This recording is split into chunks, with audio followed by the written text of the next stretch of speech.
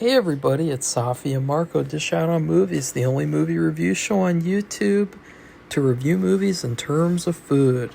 It's just Marco here once again, and I am here today to do a more positive video, and that is the top 10 best moments of 2023. Originally, I was supposed to do a new release movie today, but there's nothing to review, so I couldn't. There was actually a movie that looked good, potentially, online, and it turned out to be a 2023 movie, so, that's a no-go anymore. Unfortunately, that's over. I'm not watching 2023 movies for a long while. I'm kind of sick of 2023 anything. I'm looking forward to 2024, which is currently happening, and, So, I have quite a few honorable mentions, and that's because I really tried to scrape the bottom of the barrel. I mean, from listening to the Worst Moments videos, you guys can imagine it was probably really hard to find best moments because 2023 was like the dark ages. But I was able to find about 16 or 17, so suck on that again. One of my honorable mentions is the 2 or 3 times where I had the honor of experiencing some supernatural events. And that was, you guys know how I told you that I was in the living room all day, every day for quite a while. Well, there was 2 or 3 times where all of a sudden out of nowhere, a soap bubble that was like as big as a penny would appear. And it would appear from behind my head, and then it would come in front of me, and then it would float up to the ceiling and then disappear before it even reached the ceiling. It wouldn't pop, it wouldn't break, like when a soap bubble breaks, and you can hear the pop, or you might not hear it, but you can notice a pop. This bubble, the 2 or 3 times that it happened, it did not pop at all. It just disappeared and appeared. One of the times I actually felt it, and I actually, reached my hand out to see what it would feel like. It didn't feel like anything. It didn't even feel like a bubble where, you feel it and, you pop it and, you can feel the whatever on your hand. It didn't feel like anything. In fact, it just it just went poof. And there was no reason for this bubble to have appeared these 2 or 3 times. It was like weeks apart, too. There was no logical explanation at all. I looked up everywhere. There was nothing that would explain it. There was no dishes that were being washed. There was nothing going on anywhere that would have caused this to happen except for the fact that it was a paranormal event, because it was basically a spirit that was in the form of a bubble, or it appeared as a bubble for some reason. I don't know. It was really strange too, because it happened around the same time these 3 times, like in the late evening, so like 8, 9 o'clock, and it's never happened again as far as I'm aware. It didn't have anything to do with my vision at all. Like, I know that another thing I did have with the anxiety was that I would have ear ringing, really strong ear ringing, and I would have those little things that you see in your eyes, those spots sometimes. I don't know what you call them. I can't remember, but like they would increase with the anxiety, but it wasn't like that at all. It was actually physically there, and it was a spirit.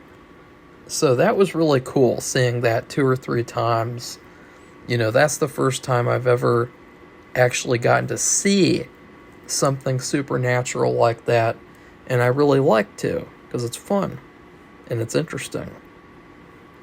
Another honorable mention would be the first time that I had a coney dog. So what happened was we had a food truck come to our area 2 times in the summer. And I was lucky enough to get a Coney dog. Well, I got two of them bitches twice. And I really wanted a chili cheese dog, and they said, no, we don't have that, but we do have a Coney dog. And that is the reason why I had this Coney dog. And it's basically a hot dog, but with like this meat sauce on top. And it's a really sweet sauce. But it was actually pretty good. And I actually really enjoyed it. And I just really liked the experience of like, getting to try a new type of hot dog. And, so I really liked that. Although the second time that I got 2 Coney dogs, I was a little sick of them. I was like, okay, I probably won't get that again. But it was nice to try. Another honorable mention would be watching Dumb and Dumber 3 times throughout the year. So this is one of those movies where I really used to hate Dumb and Dumber as a kid. Like, I did not like it. I really preferred the Dumb and Dumber When Harry Met Lloyd, the prequel. Because I really felt like the regular Dumb and Dumber, I felt like it was too serious for some reason.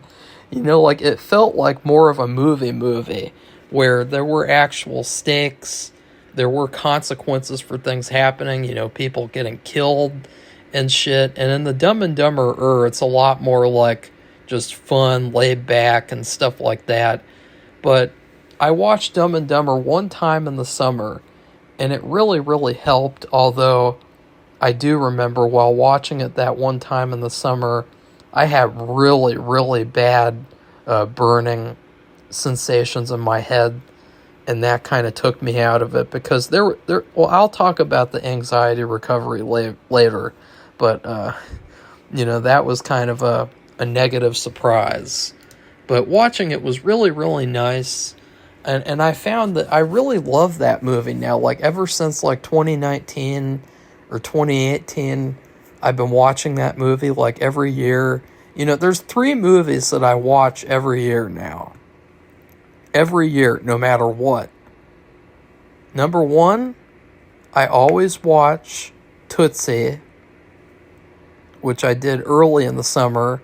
Unfortunately, I got it done really fast, and I should have saved it for a later date. And then number 2, I always watch Nightcrawler once a year. Number 3 is Matilda. I always watch that once or twice a year. But I think I'm going to add Dumb and Dumber to that list because like it is such a perfect movie. And then when I got sick in December with the virus, the upper respiratory virus, which I still have, you can hear it.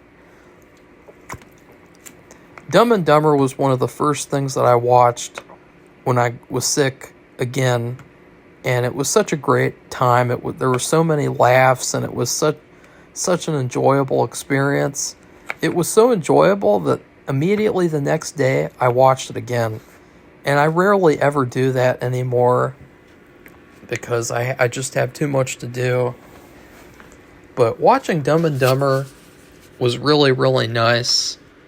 And I really love that movie now. I would say that's one of the best movies ever.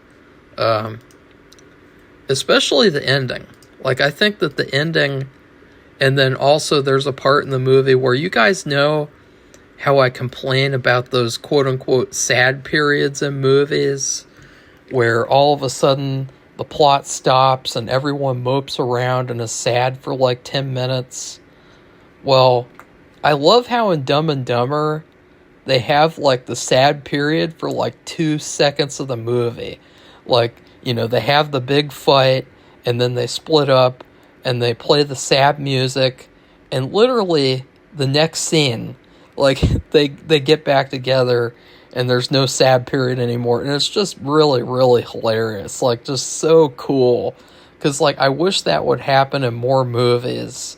Like, they don't have to be dumb comedies or dumb people, characters like in this movie, but like it would be so nice if like in other movies like they would not have these long sad periods where the characters don't like each other anymore and they're split up, and so I really loved how Dumb and Dumber did that. And another thing is I love the ending where that in all these movies, all these fucking movies, that the characters get the girl, or they get something out of the experience.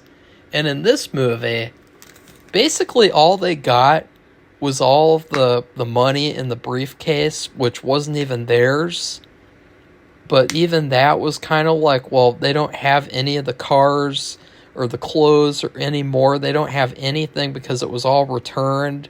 And so at the end, they're walking along the road, and that bus with all the bikini girls comes, and they say, we need 2 sexy boys to help with to oil us up before competitions. And they're like, oh, there's a town that way. You go down there to find some guys, like, because they're so stupid they don't even realize. And that ending was so good and so funny, and it was so genius how, like, even at the end, like, they don't get anything out of this movie, and that's kind of like the point. And so, like, I really love that movie. Another honorable mention would be watching Wednesday. So this was such a nice surprise because, I really had a negative look or a negative thought about the series, and or a negative, I don't know what you would say, a negative viewpoint with not having seen it yet. And then finally seeing it and seeing how good it was really surprising, because I just couldn't figure out how is it that the same guy who made Dark Shadows made Wednesday. You know what I mean? Like, there were some elements that felt like Dark Shadows a little bit, just in terms of, like, some of the casting and how the Addams family really didn't feel like a family at all in the series, because they didn't get any time on screen together, hardly. Other than that, like, the series is phenomenal. I've rewatched it twice. I really enjoy watching it. It was a very special thing to watch that show, and so I really liked watching that. Another movie that I really enjoyed was Cool Hand Luke, and I had a really good dinner while I watched that movie. We have salmon a lot, and I had this beautiful salmon with crispy skin, and I love crispy skin. Like, especially on salmon, like on salmon and then chicken legs or turkey legs. I love that crispy skin. There's nothing better than a good crispy skin. And just watching Cool Hand Luke was like a magical experience, because I could just feel that, like, yes, this movie is a classic. This movie is amazing. It's a masterpiece. It doesn't have any agendas. It's just an entertainment story with a lot of good character, emotion, acting, everything you want in a movie. And it was such a great experience watching that movie. And then also building the miniatures for my movie was very, very satisfying, because that was kind of a part of my anxiety recovery, was that I wanted to start working on the movie again as soon as I started to believe maybe I would survive through the day. Like, I was starting to get like, okay, maybe I should start working on the movie now.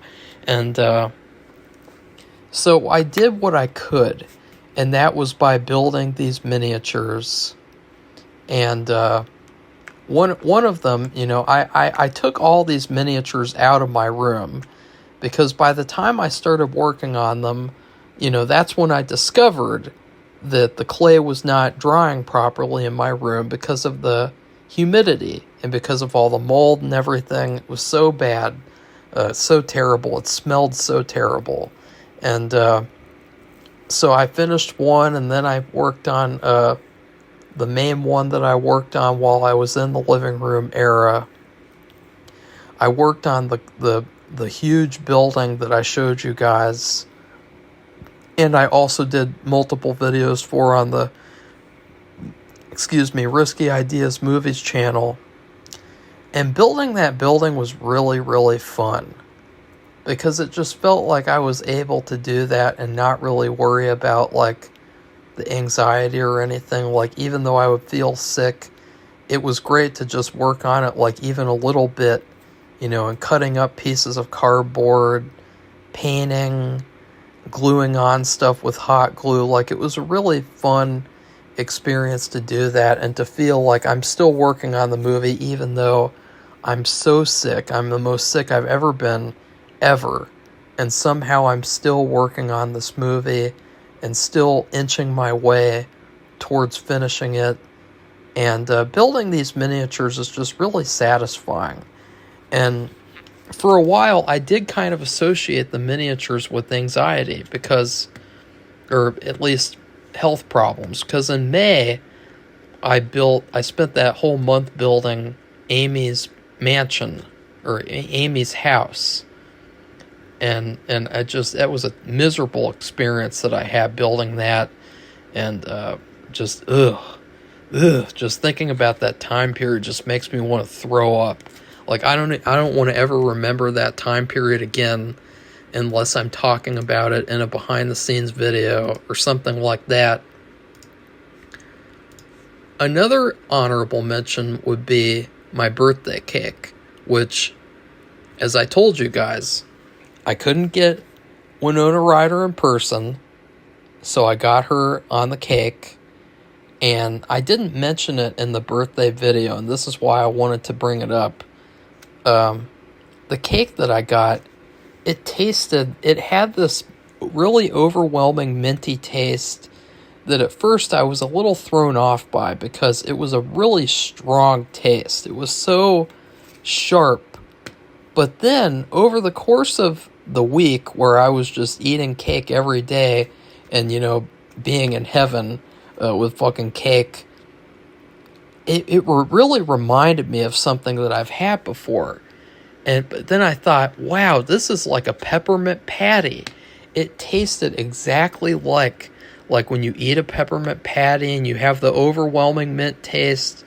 So I ended up really loving the cake, especially because it had Winona Ryder on it, and also because it tasted like a peppermint patty.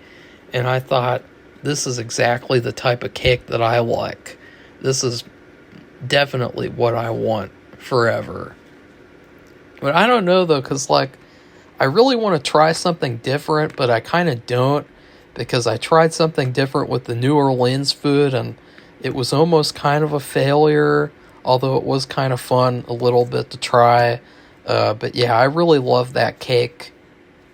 Having the coffee ice cream with it, too. Very, very perfect. Number 10 was watching and reviewing Your Honor Season 2. So this was kind of a similar experience to Better Call Saul Season 6 for me, where even though, well, with Better Call Saul, I fucking hated that final season, but it was a similar experience in that reviewing it was a very positive experience.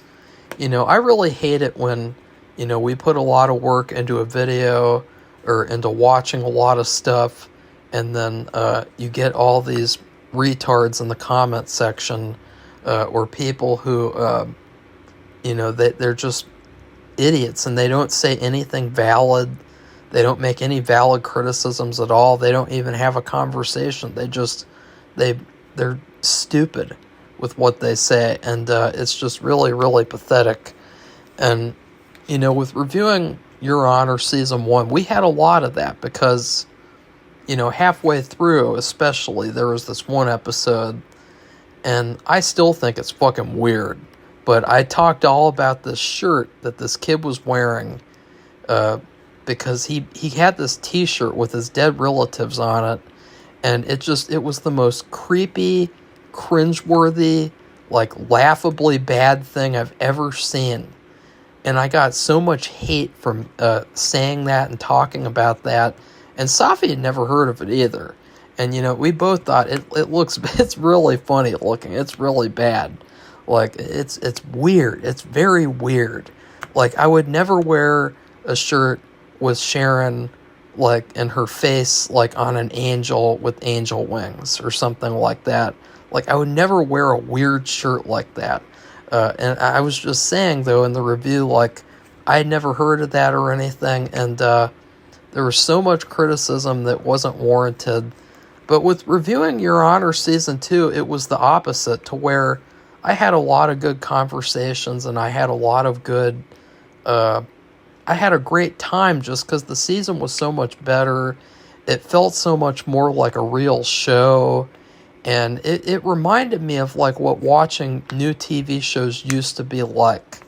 Because they don't really make TV shows anymore. You know, they just make long movies.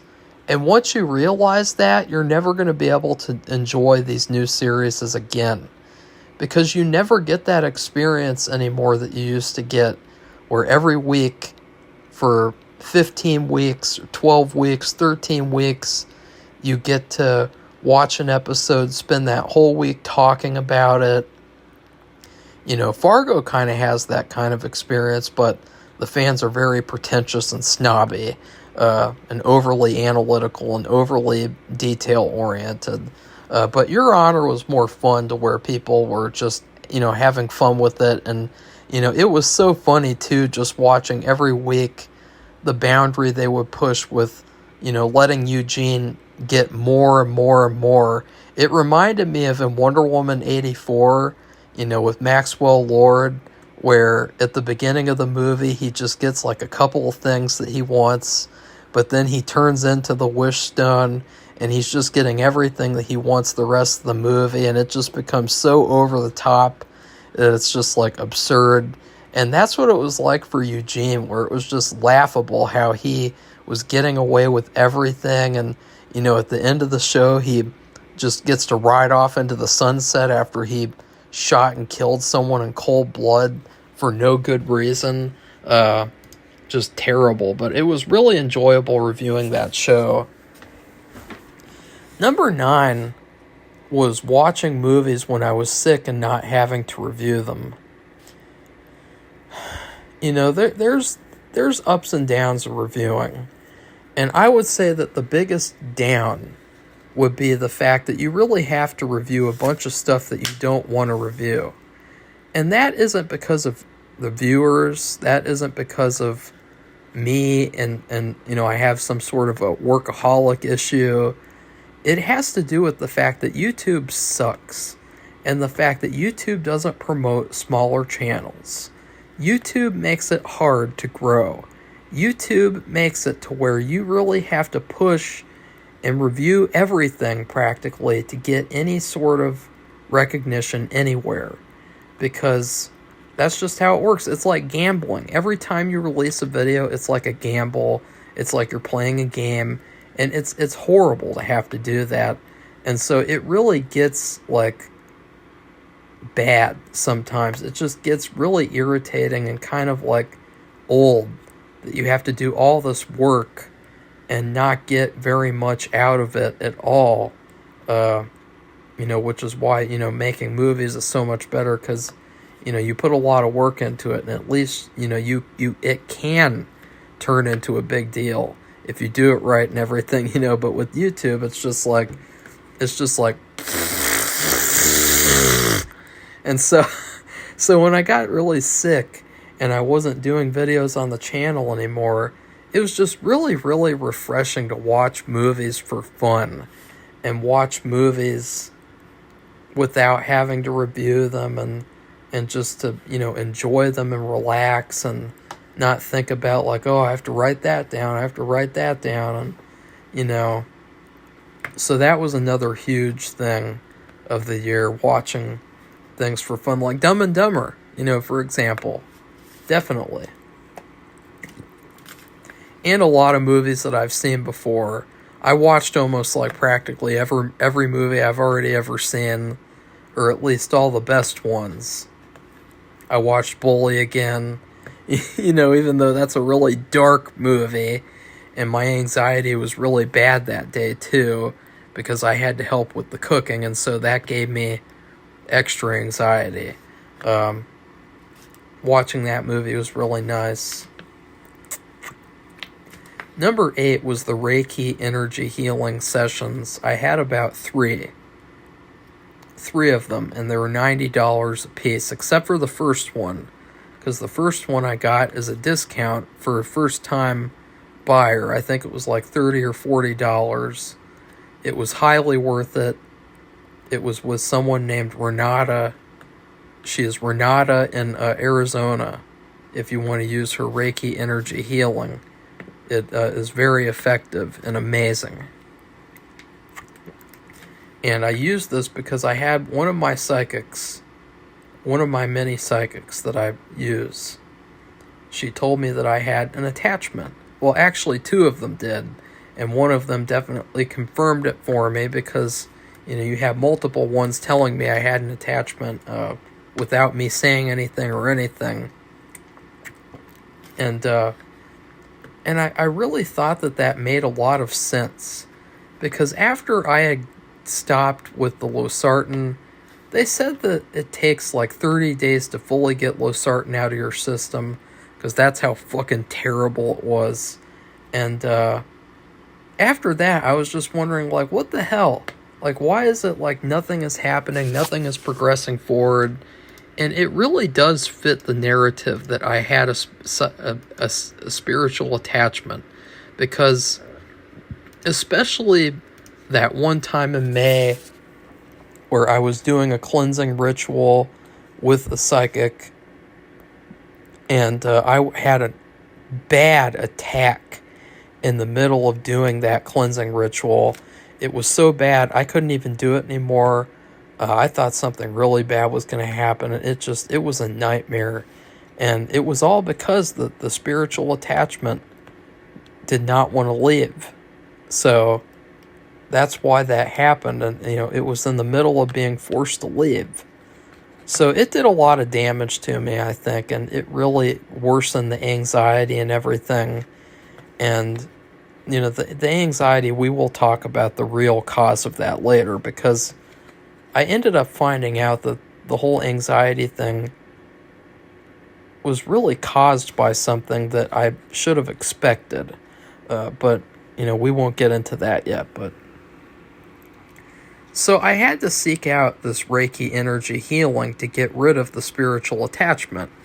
And I found what's called Holy Fire Reiki energy, which Holy Fire is God's energy, which is channeled into the session to heal and to manipulate your life energy.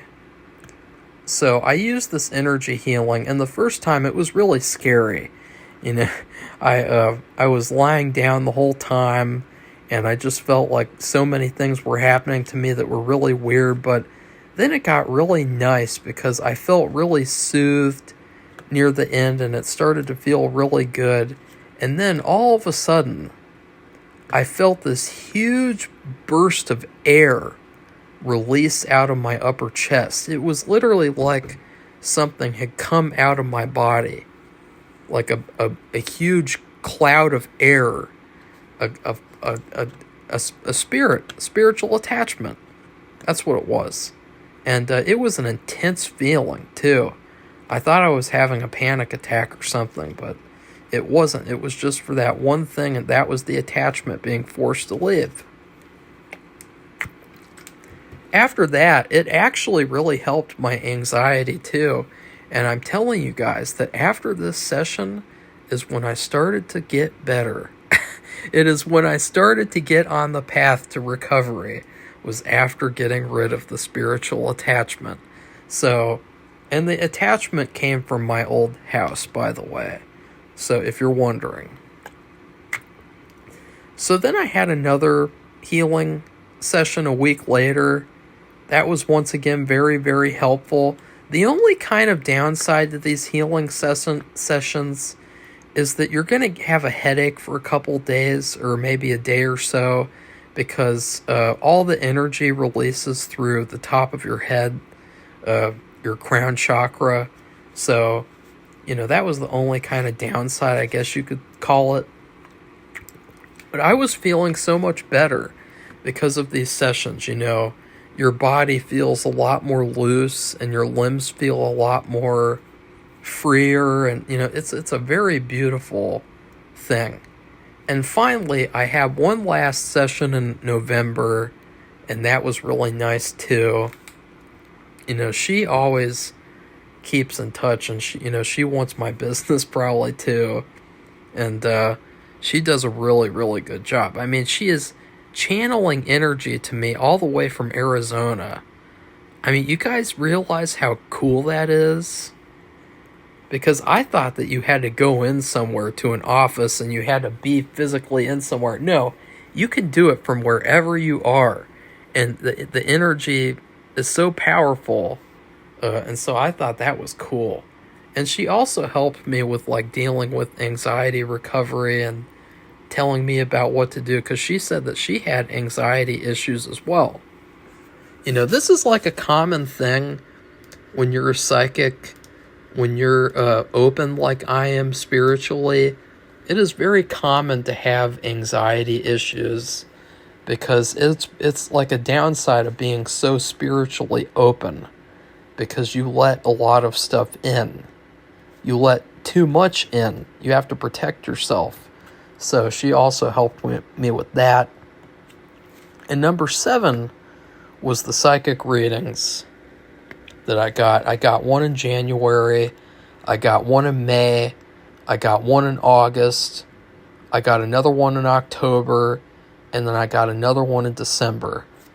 And pretty much you guys already know what those kind of told me about what my past life was, or at least one of them, as well as the fact that Sharon is with me all the time, always, which is very, very comforting. And a lot of stuff with that, but I don't want to say anything more because it's personal. But like that was really helpful and important, because like especially I would say that like I would highly recommend Sloan Bella, because even though her readings were very expensive, they were worth it, because she gives you a lot of details. And I would recommend Conchetta Bertoli, which was the one who, she's very, very, she's a big deal. I would recommend her, but I didn't get as many details with her as I wanted to. It was a lot of like talking about anxiety. So, but I really love these psychic readings because they gave me a lot of insight. They gave me a lot of helpful information. They really, I mean, they're really a helpful tool that you can use. Not everything they say is going to be 100% accurate. Some of the things they say, like for one, like Sloan, one of the sessions that she did in October, she was actually saying stuff that like I thought was so stupid I was almost ready to call her a fraud. But then I looked up and I realized that she was talking about another person who was murdered with me in my past life, and then Sharon. So the spirit of Steve Parent was actually with me during this session. And I was able to determine this because of all the details that she gave me. She was describing a person, like she was saying, are you 18? Are you really young? Are you like that? I was like, no, I'm 24. And then she's like, are you really into technology? Are you going to school for technology? I was like, no. And she said all this other stuff, and I was like, what are you talking about? But then I looked up, and I was like, oh, it's that guy's here with me now as well. So that was awesome. That was really, really cool and informative. And this was before, too. I had to remind her that I was the person from January. Like, she didn't even remember me. She didn't even remember our whole, discussion until I had to remind her. And then she was like, oh, yeah. Because she has a lot of stuff to deal with. She's got a lot of things to remember. So, but that was really interesting. Number 6 was the 4th of July. So, the 4th of July turned out to be a really nice surprise, because I was really worried about that day due to, like, the fact that I couldn't barbecue, and thinking that I'd be forced to barbecue, even though I thought, like, every second of every day that I was going to die or something. But it turned into be one of the best days of the year. Because I really enjoyed the day, even though I had all this anxiety problems. I found ways to enjoy it, and I wasn't as anxious as I thought I would be. I watched some Goosebumps episodes, which was really fun, to pass the time. It was actually Safi who had the bad day, because she had to go down there and barbecue, and it was very hot, and it was just a miserable experience. And in fact, the ribs didn't even cook fully. We had to cook them in the oven. It was just a huge waste of time, honestly. If we had a real grill that was outside in our backyard area, I would definitely be up to grilling with that. But at the time I was like, no, I'm not doing that. I'm terrible. I feel awful and I'm sick as hell. And this was before I got rid of the spiritual attachment too. And then later on in the day, we also watched Ferris Bueller's Day Off and Denzel Washington's Out of Time. And those are both like really fun, like summer movies. So it was really enjoyable watching that too. And the dinner was really good.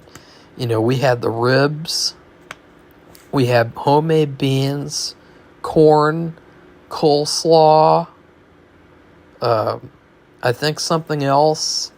And also we had sausage, and I had a sausage sandwich.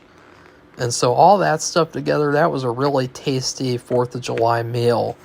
The only thing that I didn't like... Oh yeah, and we also watched Nothing But Trouble.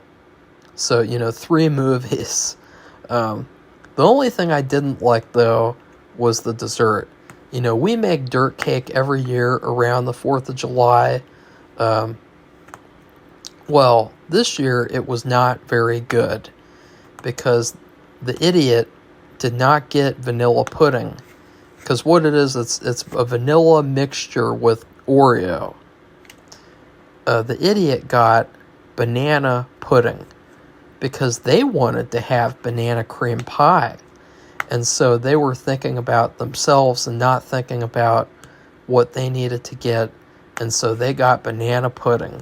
And so our dirt cake was banana flavored. And it was very, very weird. It just didn't make sense. I wasn't a fan of it at all.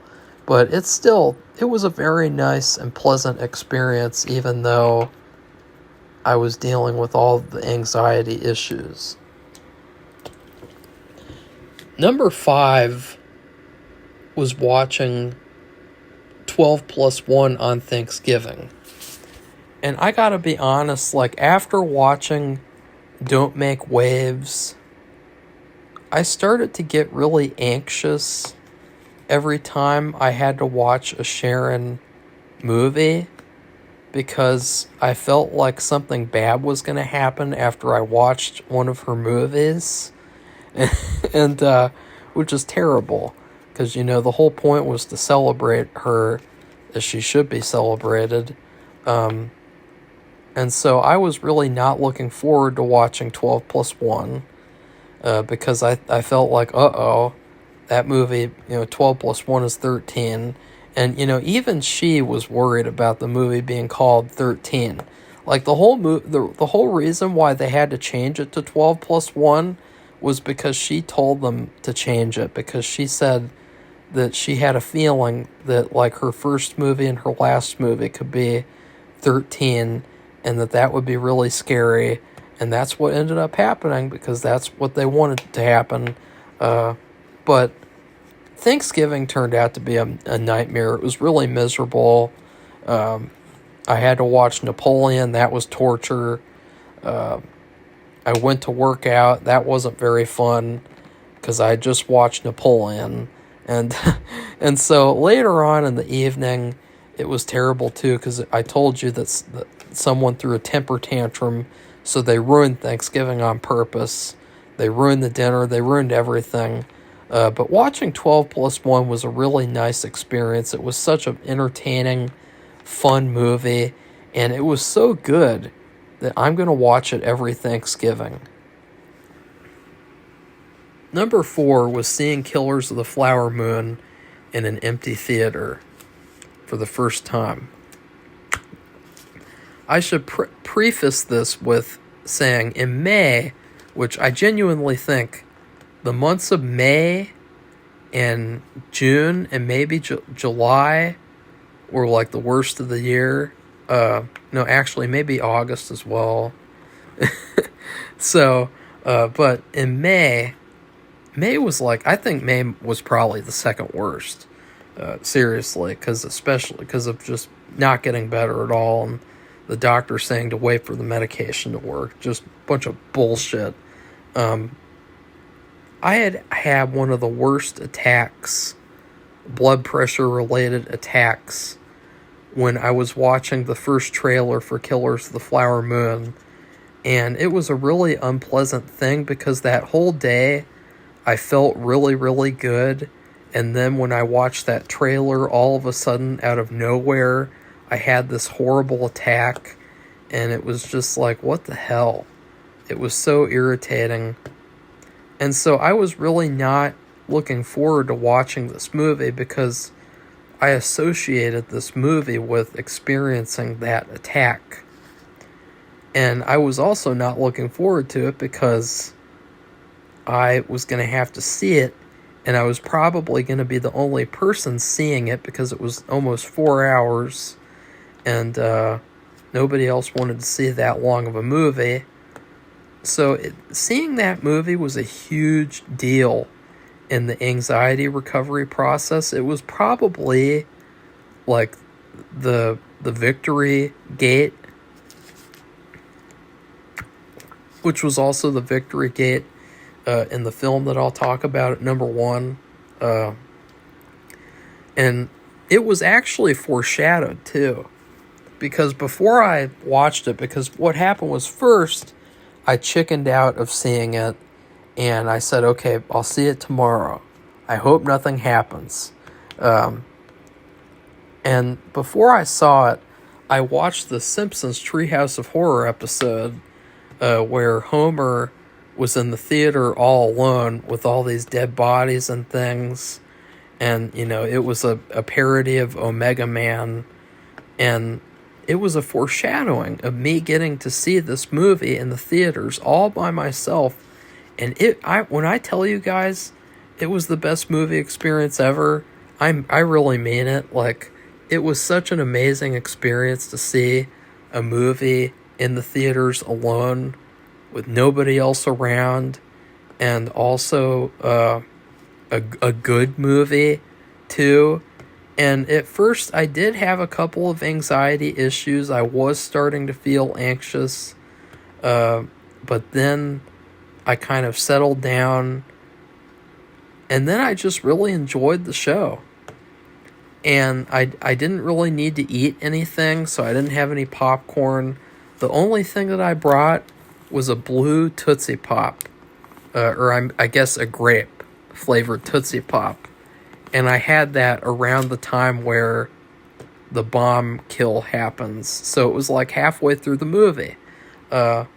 And seeing that in an empty theater was just one of the best experiences ever.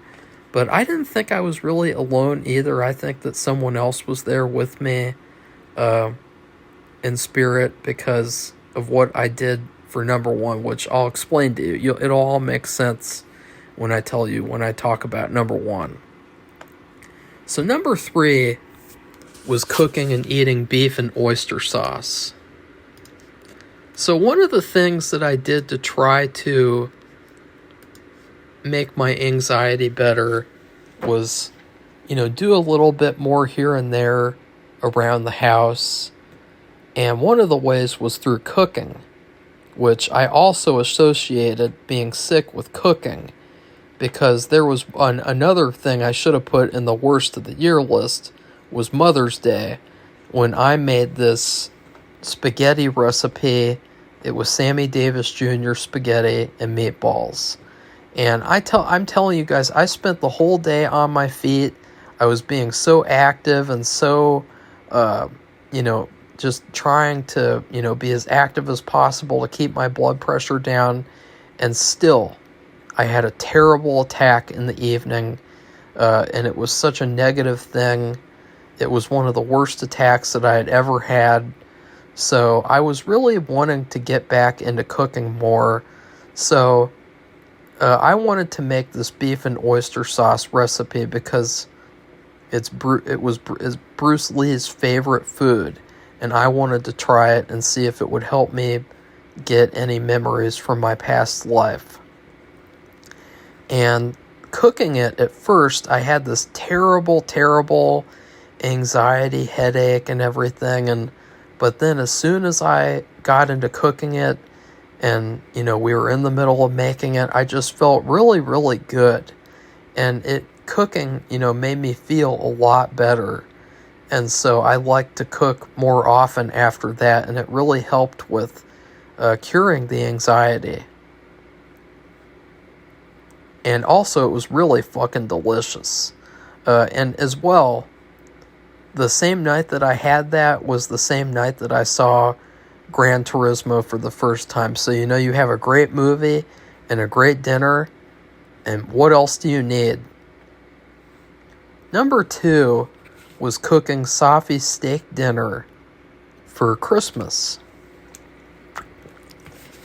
One of the things that Safi really wanted to do was have steak, because we hardly ever have steak anymore because it's so expensive, unfortunately. It's not because the retards are telling us not to and we're being like, oh yes, overlords, we will not eat steak because, we're pathetic little bitches and we're just going to eat soy all day. Like, no. It's just because it's so expensive. But I said, a really good Christmas present that I could do for Safi is make steak. So what I did was I got a recipe from Smith & Wolinski's restaurant in New York for Cajun marinated ribeye steak. And the preparation for the steak started the day before. We got these beautiful ribeye steaks. I got one that was huge. It was so big it fit on my plate and nothing else could go on it. It was $27 for my steak alone because it was so huge. In fact, it did last for 2 days, though. I did eat half the first day and half the second day, but still. So I had to prepare and I had to marinate it and make this really nice spicy spice mix and cut up onion and stuff, and cooking it was really nice, but then eating it was the greatest thing ever, because I had this huge steak, I had a twice baked potato, and I believe corn, and that was probably the best meal I had all year. It was so good. Like, I'm telling you guys, I don't want to freak you out, but I started to get turned on eating the steak.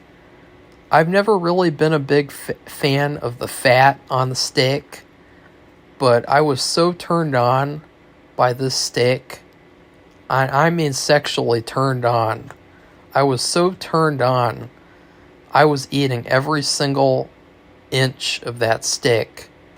Every single little fat piece attached to meat. I was eating every bit of that steak.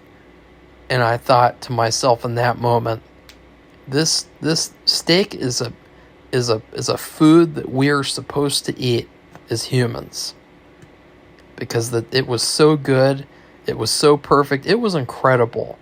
It was incredible. It was perfectly seared and cooked and spiced. It was just the greatest thing ever, practically. In fact, that's why I was a little worried too, because it put my birthday dinner to shame. Because I had it like 3 days before my birthday, and I was like, oh shit, this meal is going to be better than the New Orleans food, I bet. And it was. It was so amazing. And I will be making it again and again and again and again. And I will probably get more turned on when I eat it the next time.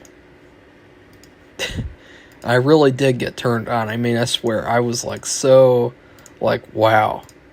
This is so much better than anything except for spaghetti, I guess, because that's my favorite food. So number one, this was kind of like my anxiety recovery key. Well, it was one of the keys. Because I used a lot of different methods to try to cure it. And first, what I would do is for every 30 minutes that something life-threatening didn't happen, I would think, okay, maybe I can get through the next 30 minutes. And that was a process that would continue the entire day. And then what would happen after that is that I would feel better on certain parts of the days. But then whenever I would feel really anxious, I would go back to every 30 minutes, if something life-threatening doesn't happen, then I'm going to be fine. And I tried to do a lot of stuff to keep myself occupied too. So I downloaded this puzzle app where I would take pictures of like naked women, and it's like a custom puzzle thing where you can turn any picture into a puzzle. And so I got a bunch of pictures of naked women, and I got a bunch of movie posters, and I would just do puzzles all day and stuff like that. I played this really crappy game called Fallout Shelter because I really love the Fallout video games, but that game was terrible. It was so hard and so not worth the time. It was just a time suck game, but those were things that I did to try to, cure the anxiety. I did a lot more. I did models. I did Legos. I did writing too. Writing and drawing really helped. And, but then there came a certain point where I was fed up. And I do have a certain amount of power in terms of, I know that sounds funny, but in terms of, either I have a really good power of manifestation, which the psychic who told me about the spiritual attachment, she is convinced that I have this power. She thinks that like I can create and do anything through writing, and I would like that to be true, but I don't know if that's the case. I would like to believe it's the case, but I don't know yet. Or I am just really, really good at predicting things that come true. Because in November of 2022, I was writing a script that I never ended up finishing. And I came up with this character who is like one of the creepiest characters of the story. They were like this creepy stalker character who was like a homeless person, and they would just randomly appear and kind of like be outside the main character's door and just kind of listen in, and like it was really because I wanted to have like weird, bizarre characters. And then I drew this person, and then actually in the spring of 2022, there was someone who really resembled this character, and they don't act like the character, and they didn't 100% resemble the character, but it was really, really strange because I was able to like draw this person like almost perfectly, without ever having seen them ever. It's just really, really bizarre. So that was an instance where I was like, did I manifest this person coming into my life, or did I predict this person coming into my life through just drawing the picture and just seeing the future? I don't know. I'm really not sure. So what I wanted to do was, I was fed up with the whole anxiety thing. Another thing that I would do, it's so embarrassing, I would walk back and forth from the couch to 5 feet away from me, and I would walk back and forth and back and forth. Every 30 minutes I would get up for 5 minutes and try to stay up for 5 minutes so I would get some kind of physical activity, since sitting is really bad for you. I would try to walk back and forth from the door to the kitchen table, and I would spell out my name, go MARCOCARLSON, and I would do stuff like that to try to get rid of the anxiety. And another thing I did was I went to get the mail, and every day having to walk just for 5 minutes to go get the mail and come back, it was really, really helpful. I only had a panic attack one time, the first time that I started doing it. And what I did was I just stopped, I drank some water, and then I continued, because I figured out that the key to getting rid of anxiety is repetition. And it's a schedule, and it's a regiment to where you have to stick to it, and you have to completely repeat this process until you keep pushing yourself further and further out of your comfort zone until finally you are completely cured.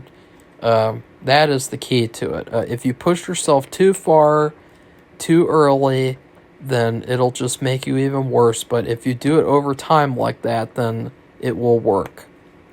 Another thing was magnesium. Magnesium, as soon as I started taking magnesium, after I asked Sharon if I should, and I got a response through the Health Tarot app, or somewhere else actually, I did think that I needed to do that. As soon as I did that, I immediately started getting better. And every day, I would start to feel a lot better and have a lot less anxiety. I would notice too that on days where I didn't take magnesium, I would start to feel really terrible again. And then I would take the magnesium pill and all of a sudden feel really, really good. But the number one thing that I did to cure my anxiety was I wrote a script.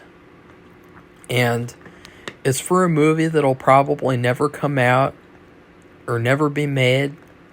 Because number one, the script was very narcissistic. I mean, it was all about me completely. I didn't do anything to try to make it into something else and to try to make it like its own thing. It was all about me completely, to the point of where it was very detailed.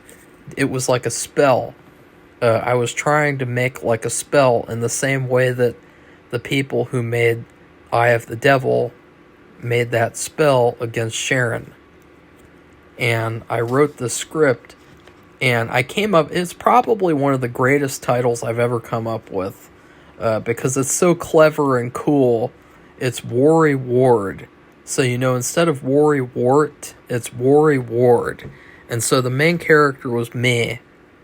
And basically through dreams, this character comes into contact with this his spirit guide, who is in the disguise of one of the actresses that he has a crush on. And she takes him to Thor, the god of thunder, the real Thor, not the Marvel Thor, but the real Thor. And they work together to get rid of his anxiety through his dreams. So it's kind of like Inception meets The Flash, because basically what he has to do is he has to run through these different worlds to get to this giant doorway that is basically like a collage of his future, of his really successful and nice future. And, that kind of looked to me like a vision board.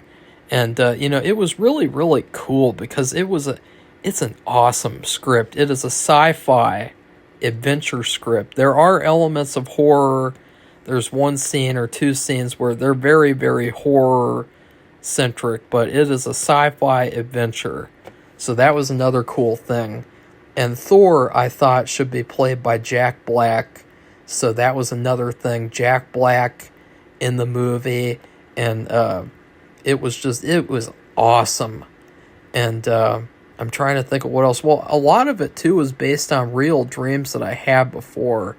So I actually did have this dream where I was in a go-kart in the middle of the desert in the evening, and I was with this specific actress, and it was one of the best dreams I've ever had.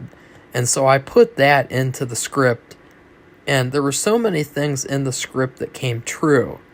And the goal of the script was for him to get rid of the anxiety. And so at the end of the script, he meets up with this actress, and he goes to the movies with her, and he sees like a triple feature. And so it really felt like after I wrote that script that everything in that script came true, and that basically me writing that script was me manifesting my cure.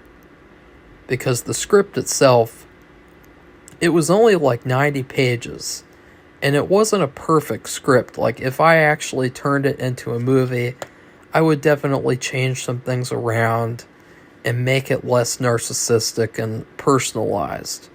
Because when I wrote it, the intention was not to write a script to make into a movie. The purpose was to perform a spell, and it worked. It worked completely. It worked so well that as soon as I wrote that script too, things kicked into high gear, and basically that's when things really got better.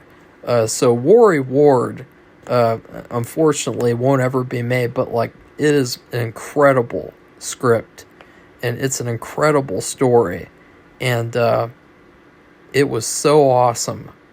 It was like the best thing ever of the whole year, because it was a very positive thing too, that even though I was really sick with anxiety, that I was still able to sit there and write the script to where I could escape into the script, and pretending like I was in that script. And so basically I was kind of like the Flash, and it was also kind of like Kingdom Hearts too, because a big theme of the script was the past was the bad guy. And so the past was like this giant black cloud that would follow you, and you had to run away from it to get into the future. And it was so awesome. I don't mind bragging about it. It was awesome. I'm telling you. And maybe I'm doing a mistake, because maybe I'm making it to where you're like, well, I want to read it. I want to see it. And it's like, yeah, I know. Like, I wish that I could make it into a movie, but it's too narcissistic. It's too all about me. And so it would kind of be like something where people, probably like Red Letter Media, they would be criticizing it and saying that it was, made by someone who, was full of themselves or something. And so, it was never created with the intent of making it a movie, though. So that's why it was so special to me. Is because I've never done anything like that before, and I'm actually going to be doing that again with an even better sounding story that might actually be turned into a movie, because it could be a really good movie, and the cast that I came up with too is really good. So anyways, please like this video and comment, and put hashtag Worry Ward, and then please subscribe to our channel if you'd like to see more honest videos in the future. So goodbye, everybody. See you soon.